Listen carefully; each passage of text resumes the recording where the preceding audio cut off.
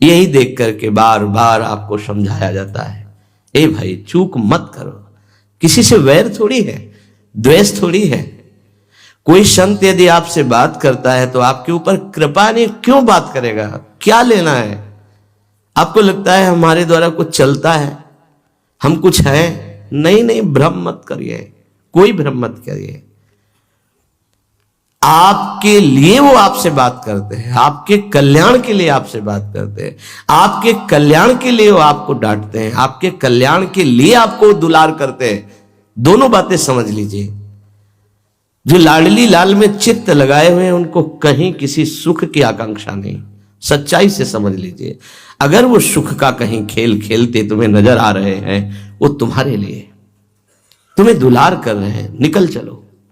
तुम्हें डांट रहे हैं, निकल चलो। तुम्हें प्यार कर रहे हैं, निकल चलो। तुम्हारे मन को अपने प्यार में फांस करके श्री जी के चरणों में समर्पित कर देना, यही काम है। ये सब संतों का यही कार्य है। तुम्हारे संसार के प्यार में फैले हुए मन को समेटकर अपनी वाणी, अपने प्यार के बल से उसे प्रियालाल के चरणों में समर्पित कर देना।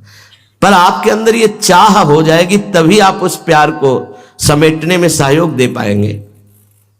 मुझे अब इस ब्रह्मा के रचे हुए माया से मुक्त होना है, पर आप तो इन्हीं खिलौनों में राजी हैं, और जब इन खिलौनों से मन को हटाने की बात कही जाती है तो आपको बुरा लगता है। आपसे जिसे कहा जाता है कि अब आप ऐसे रहिए, मनो चिन्हारो नाय, तो आपको लगता है कि हमारे संबंधों में प्रहार कर रहे हैं। तुम्हारे संबंध जितने हैं इनका प्रहार पहले हो चुका है काल के द्वारा, तुम इनको नहीं रोक पाओगे। काल पहले ही काट चुका है सारे संबंध। बस तुम संबंध का राग लेकर के यहां से जाओगे, दुर्गति हो जाएगी। और संबंध को प्रियालाल के चरणों में समर्पित करके जाओगे तो सदगति हो जाएगी, अनुराग हो जाएगा। जो आसक्ति संसार के संबंधों में, वही आसक्ति जब संत महापुरुषों से हो जाती तो मोक्ष का खुला हुआ द्वार, ये भगवान कपिल देव जी कहते हैं। आप अपना अधिकार अपने में मत रखिए, गुरुजनों को दे दीजिए। अब हमारे जीवन की बागडोर आपके हाथ में है, आप जिस दिशा में चाहें ले चलें। हमारा केवल आपकी आज्ञा पालन करना कर्तव्य। तो कह रहे कदापि चिन्मयादुपरि चेत स्पृहा रोहणे। यदि तुम्हें इस चेतन अचेतन जगत से मुक्त होने की इच्छा जागृत हो गई है तो पहला, स्नेह का संबंध किसी से मत रखिए। स्नेह का संबंध केवल प्रियालाल से रखिए। वही स्नेह जो माता में, जो पिता में, जो भाई में, जो बंधु में, पत्नी में, पुत्र में, वही स्नेह प्रियालाल को चाहिए। आप और सब कुछ दो, भगवत प्राप्ति नहीं होगी। ये स्नेह दे दो तो भगवत प्राप्ति पक्की हो जाएगी। सबसे स्नेह करो श्यामा श्याम के संबंध से। हमारा स्नेह का संबंध श्यामा श्याम से, श्यामा श्याम के संबंध से स्नेह कोई फर्क नहीं पड़ेगा। पर आपको अभी ये कला नहीं आती है।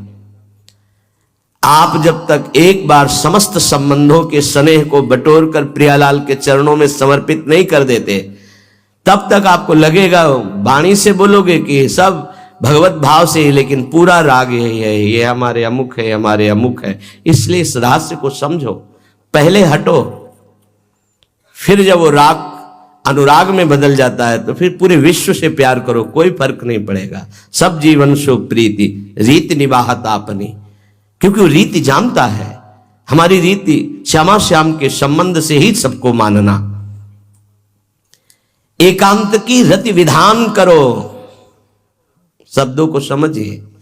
एकांत की रति विधान करो, अर्थात हमारे हृदय देश में केवल इष्ट और गुरुदेव के सिवा किसी से प्रीति नहीं। और बहुत इस बात से हम कमजोर हैं। कहीं न कहीं हम अपनी प्रीति, हमारा दोस्त है, हमारा मित्र है, हमारा रिश्ता है, हमारा संबंध है, तो श्री जी करुणा करके आपको लाई अपने संबंध पुष्ट करने के लिए। फिर भी आप अज्ञानवश उन्हीं संबंधों को पुष्ट करते हैं जिससे आपकी दुर्गति हो जाए। जो आपके, अरे एक हिरण के बच्चा के संबंध ने एक जन्म नष्ट कर दिया, फिर और किसकी बात करें। इसलिए एकांत की रति विधान करो। एकांत की आपकी रति हो चुकी है, इसका परिचय आपके सामने भारी विपत्ति आई, मन केवल श्री जी में, भारी संपत्ति सुख संपदा केवल श्री जी में मन, यह है एकांत की रति। अब उसको कोई विचलित नहीं कर सकता। जहां विषयी जन रहते हैं, विषयी जन संभाषण करते हैं, उस स्थान में, उस भीड़ में, उन लोगों के बीच में अरुचि हो जाना। रतिम मदन मोहने विदधताम तदेकांतिकीम, एकांत की भक्ति, विरति, जन समुदाय, प्रपंच भाषण करने वाले, इनसे संबंध नहीं। ना संतु जनतापने प्रतिवसंतु वृंदावने, जनता अर्थात केवल विषय प्रपंच की वार्ता करने वाले, तापने, हृदय में ताप पैदा हो उनके संग नहीं, मुझे संग नहीं, कोई भी हो, प्रिया प्रीतम से तुम्हें मतलब नहीं, उनकी चर्चा से मतलब नहीं, उनके संबंध से मतलब नहीं, तो हमारा आपसे क्या संबंध। देखो, जगत के संबंध प्रियता दिखा करके भोग सामग्री दे सकते हैं, धन दे सकते हैं, व्यवस्था दे सकते हैं, पर प्रियालाल की प्रीति नहीं। पूज्य श्री रघुनाथ दास गोस्वामी जी जब अपने गृह का त्याग करके महाप्रभु चैतन्य देव की शरण में गए, तो 2-3 दिन जो महाप्रभु को भिक्षा आती थी उसी से महाप्रभु दे देते थे। उनको लगा कि नहीं, जीवन जब महाप्रभु को समर्पित है तो हमको जीने का ढंग सीखना चाहिए, कैसे हम विरक्त होकर के जिए। इतने में घर से भेजे हुए बहुत से सेवक, रुपया, सामग्री, रसोईया सब आ गया, क्योंकि बहुत बड़े धनी थे उनके पिताजी, और पिता के भाई दोनों के बीच में एक लाड़िले पुत्र थे, पूज्य श्री रघुनाथ दास गोस्वामी, जिनकी समाधि राधा कुंड में विराजमान है। अब सुंदर सुंदर पकवान भोग